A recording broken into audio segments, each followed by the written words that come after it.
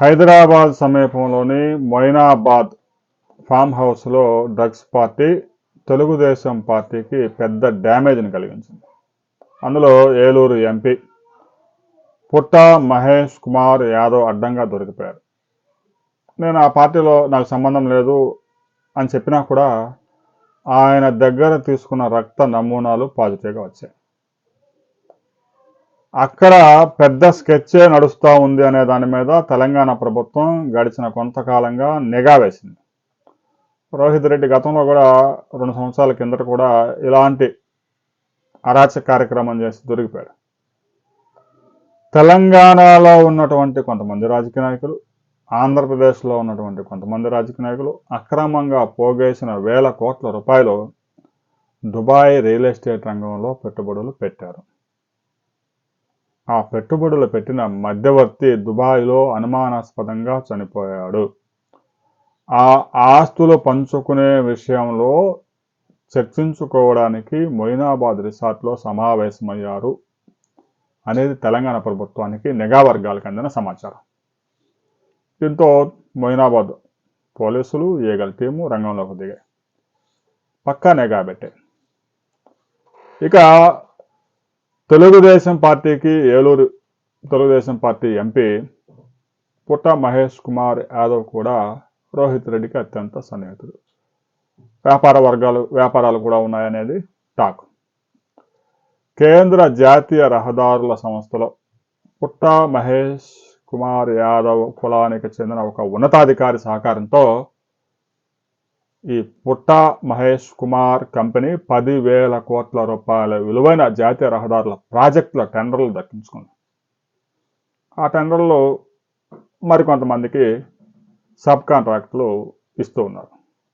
ఈ విధంగా గత కొంతకాలంలో ఈ పుట్ట ఫ్యామిలీ 12,000 రూపాయల ఉద్యోగంతో మొదలై ఇవాళ 12,000 కోట్ల రూపాయల విలువైన ఆస్తులు సంపాదించుకున్నారు. అది రాజకీయాలను అడ్డం పెట్టుకుని సంపాదించుకున్నారా, వ్యాపారం చేసుకుని సంపాదించుకున్నారా అనేది ఇక్కడ సబ్జెక్ట్ కాదు, చర్చనీయాంశం కాదు. అయితే తాజాగా పుట్ట మహేష్ కుమార్ యాదవ్ ఎక్కడో రాయలసీమకు చెందిన వ్యక్తిని తీసుకొచ్చి ఏలూరులో టికెట్ ఇచ్చి ఎంపీగా గెలిపించుకుంటే చివరికి తెలుగుదేశం పార్టీకి శుభ్రంగా గుండుగొరిగే పరిస్థితి తీసుకొచ్చాడు. యనమల రామకృష్ణుడు అల్లుడు కావడమే ఆయన క్వాలిఫికేషన్. యనమల రామకృష్ణుడే తెలుగుదేశం పార్టీకి పెద్ద వైట్ ఎలిఫెంట్ అని చెప్పేసి చాలామంది విమర్శలు చేస్తూ ఉంటారు.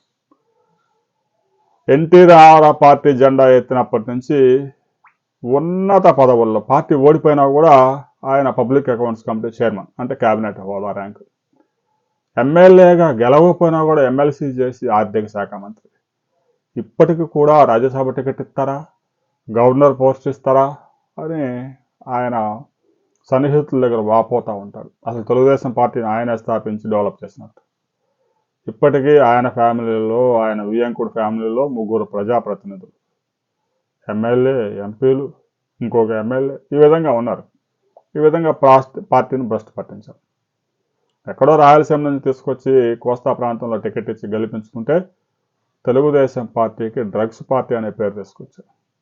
ఈ డ్రగ్స్ పార్టీ వెనుక వేల కోట్ల రూపాయల ఆస్తుల పంపకంలో వివాదాలే డ్రగ్స్ పార్టీలో పెద్ద వివాదానికి దారితీసింది. పోలీసుల కాల్పులకు కూడా దారితీసింది. పోలీసుల మీదే కాల్పులు జరిపే డ్రగ్స్ గ్యాంగు ఆ కాల్పులు జరపడానికి ప్రధాన కారణం అక్కడే ఉన్న తెలంగాణ పితామహుడు కుమారుణ్ణి తప్పించేందుకు వెనక నుంచి పోలీసులను నిలువరించేందుకే ఈ కాల్పులు జరిపారు అనేది కూడా వినిపిస్తూ ఉంది మీడియాలో. అందుకే తెలుగుదేశం పార్టీ అధ్యక్షుడు పల్లా శ్రీనివాసరావు దీని వెనుక కుట్ర ఉంది అని సూచాయిగా చెప్పారు. ఆ కుట్ర ఏంటి అనేది తెలంగాణ వేసిన సిట్ విచారణలో తేలబోతోంది. తెలంగాణ ప్రభుత్వం ఈ కేసును చాలా సీరియస్గా తీసుకుంది. సిట్ విచారణలో నిజాలు తేలుతాయా, లేదంటే గడ్డపార నానబెడతారా అనే వివరాలతో మరో వీడియోలో మనం తెలుసుకుందాం.